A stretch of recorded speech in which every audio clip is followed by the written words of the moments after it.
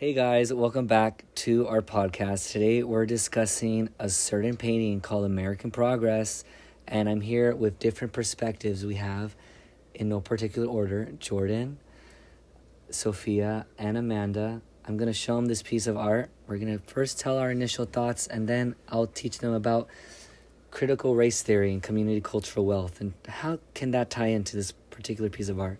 Are you guys ready? Yeah. All right. So this is the piece of art. Maybe you've seen it before. It's Yes. Does it look familiar? Very. very. American Progress by Gast. What are your guys' initial thoughts on it? I've seen this definitely in my history class before. I think it deals with manifest destiny. Or Mhm. that's what the context that I usually An have seen it in. expansion, like Yeah. some new Yeah, just territory. traveling. So, like, basically, we see... What do we see here? We see, obviously, the angel is, like, the central figure. And then we see all these Americans that are... It seems that they're bringing their culture, Yeah. right? They're bringing their traditions. And we see the bison, we see the Indians running away from it almost. But we see this angel, and from what I've learned, and I don't know if you want to agree or not, this angel is basically, when you learn about manifest destiny, Americans wanted a viable reason to expand into this land, and it's because God is telling us to go this path. So their defense for bringing all this is because God is leading the way. And they Yeah. thought that nothing was wrong with it too. Exactly. At the time, it was the best idea that anyone had had. You know, looking back at it, you know, probably we shouldn't have invaded a lot of territorial land that was already, you know. Someone else's. Yeah, so they just wanted that reason, but they saw nothing wrong with it. Yeah, they believed it was their God-given right. But, at the same time, that's not... Native Americans were kind of It's pissed kind of off. it's kind of odd seeing how their minds work back in the day, huh? Yeah. Because and it's ignorance, and ignorance is bliss.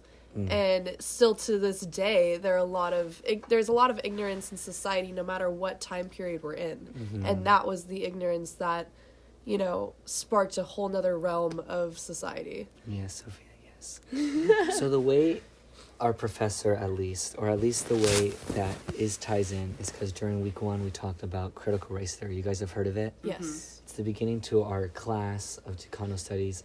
And in particular, we learned about the idea of there is more to the word wealth than we think there is. We think of wealth, we think of what? Money, right? We just think of money. But in terms, there's something that we learned, a phrase called community cultural wealth. It's the idea where it's like, it's not only about money, but also one's culture. So for example, I would say back home where I live in Gardena, part of LA, we have our own traditions, our own culture.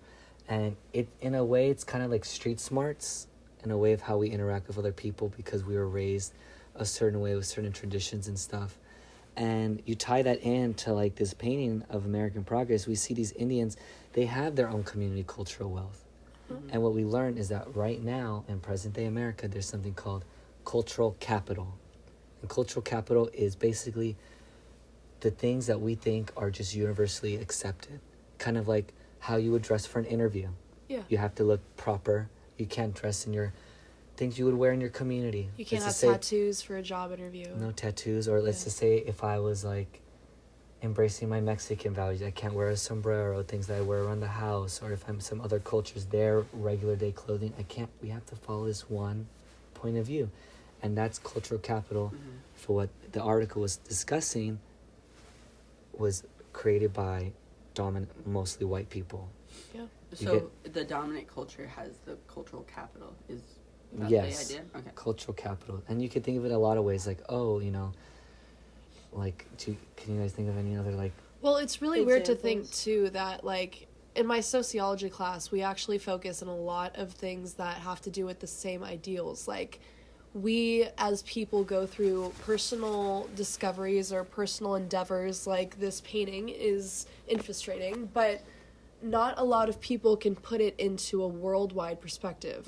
There's macro and there's micro. A lot of people are stuck in an ignorant micro standpoint of thoughts, and a lot of people don't realize that it's not just us going through things, and it's the reason we do this, or the reason we have our problems, the reason society has its problems, is because on a macro level there are cliques, there are standpoints, there are regulations that have been influenced on society, that have influenced society because of these, you know, strategies, or, you know, just the ways to dress, just societal ways of life that we can't change. Exactly. So it's like an explanation of why things happen. Definitely ties into cultural capital. You Yeah. know, how we have to dress, who we have to like, what is the stereotype for beauty. Yeah, It even true. and it really messes with us. And it ties into our problems. It like, really It is does. an explanation for why, on a micro level, people have their problems.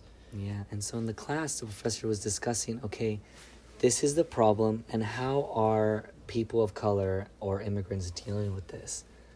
And so I wanted to try to tie that into how the Indians are dealing with it, because for me, for example, there's different ways to like promote my community cultural wealth, whether it's by speaking Spanish, or for example, when we've gone out, I really like the Latino music that Yeah. they play. I love that about you, though. I feel Yeah. I feel like some people can really understand others, and some people can't. Like, like at least at this school, with this, like, you know, cultural mix of just people, Yeah. I feel like we all can appreciate each other. I mean, It's- hopefully. Yeah, it's one But of the then- coolest things. Like, Yeah. everyone has different backgrounds, and it all mixes together, and you learn so much. Like, Yeah. we've been here a few weeks, but already have met so many different Yeah, types of and I people. feel like it's knowledge. We gain so much knowledge, not only in our classes, but in a societal way, because we know different culture. Like, if you go up to NorCal in like a freaking red territory, nobody's gonna care. Everyone's gonna look at each other and be like, "Oh, I don't care to dive into that culture. Like, whatever. I don't want to get political, but it's just it's amazing, like, learning more about, you know, Chicano studies just from you. You know? Yeah, it's crazy. So then we all have our opinions. We all know what we were taught in high school about manifest destiny and that perspective. But I think we could all agree that our opinion is pretty much the opposite of what they taught us. Yeah, Oh yeah. because it was taught in a certain light to make was- it seem like... To defend it. Yeah, To defend what they've done.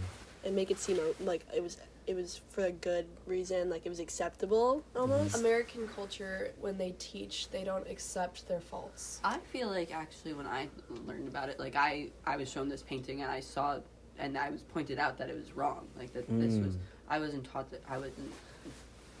Well, that's interesting. Manifest destiny wasn't glorified for me. It was like, yes, Really? we did this. It's part of our culture, like it was part of our past, our history. But in hindsight, we are recognizing that it's wrong. I wasn't really. Okay. taught That's good, though. That's great. Which is Yeah. actually surprising because I did not come from like a very diverse school. So. Oh, it was probably your teacher just had a really good influence on As he or she should. As Yes. they should. Yes. Because I was only taught the way it was supposed to so I could pass the exam. Exactly. Which was funny because the year I took the A-Push exam, this picture was one of the short answer questions. And I was just Uh-huh. like, I what's think Exactly. mine might have had that too. Mine did too. Yeah. Okay.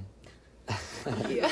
Yeah, it's a... Yeah, and I feel like too, it's like I feel like some cultures and like countries own their stuff, but when it comes to America, at least when it comes to like World War I don't know if you were taught differently with like World War I or II, Amanda, but I think that at least for a majority of the time, America is just like not owning of what they did wrong. No, I definitely see that there's, in my education, that there was definitely, it's very westernized, very Yeah. ethnocentric. Like, even our Yes. world politics class that Oh, Jordan yeah. and I are taking, our professor said this is a very Western view on world Like, politics. yeah, Good like for the him. whole- And then, yeah. like, someone would mention, like, oh, didn't this event happen? And he's like, yes, but in the context that we're looking in, which is the Western context, we don't Yeah, we view like it don't as even important. look Like, at... we don't touch yeah. upon it. We don't recognize it.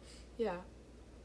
I remember I dated this guy who was like super into history, and he like was infatuated with the opposing side of like taught history. He was a very intellectual person, and he like I'd be trying to do my history homework. It was like sophomore year of high school, and I'd be asking him a question because he was a like fiend for history, and he kept on just like annoying me because he was like, well, this is the right answer, but it's not really the right answer. So this is like, I'm like, just what is the answer to this question?